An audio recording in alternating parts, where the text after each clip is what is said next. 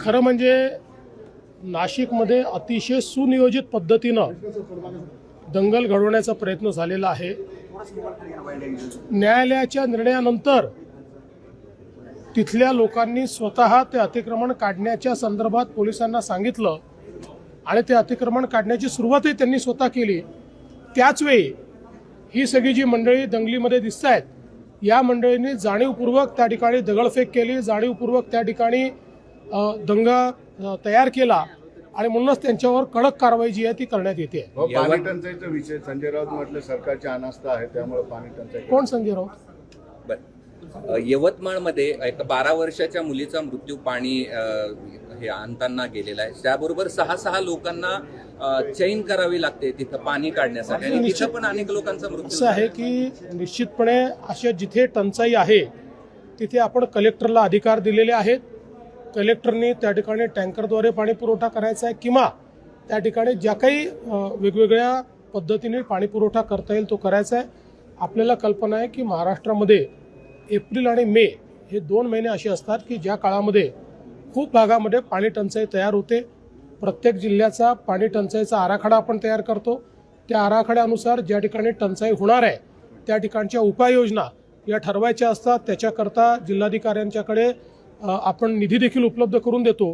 त्यामुळे अशा प्रकारची घटना जर कुठे होत असेल तर तिथे काय अडचणी आहेत ते आम्ही समजून घेऊ आणि त्यातनं मार्ग काढू। पण ज्या गावामध्ये हे सगळं घडलंय तिथं पंतप्रधानांची जी पाण्याची योजना आहे हर घर जल हर घर नल ह्या झाल्या आहेत। मात्र तुम्ही बघा आता मला आगा माहिती नाही, पिछा माहिती नाही, कुठे झाला हे माहिती नाही आणि तुम्ही अगदी खाल अरे पण तुम्ही सांगितलं म्हणून थोडी उत्तर देता येईल ना। मुळामध्ये मी तुम्हाला उत्तर दिलेलं आहे की जिथे कुठे प्रॉब्लेम असेल तो प्रॉब्लेम सॉल्व्ह करू आपण।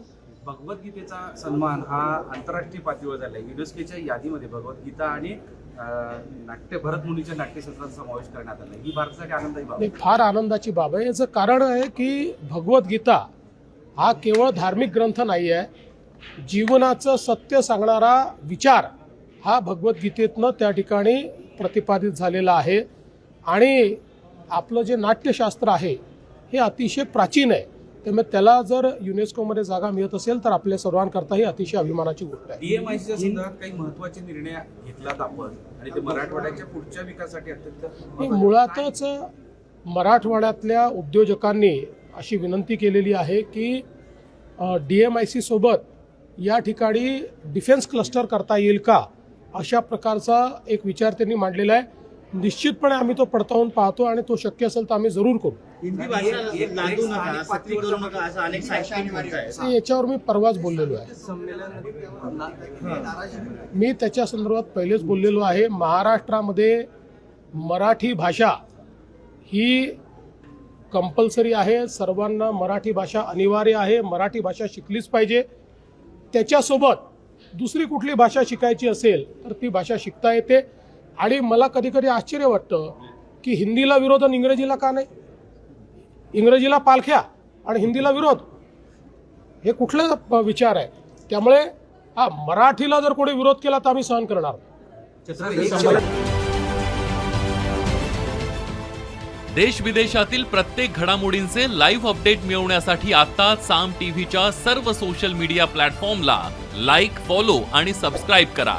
तसंच सर्व नोटिफिकेशनसाठी बेल आयकॉन प्रेस करायला विसरू नका।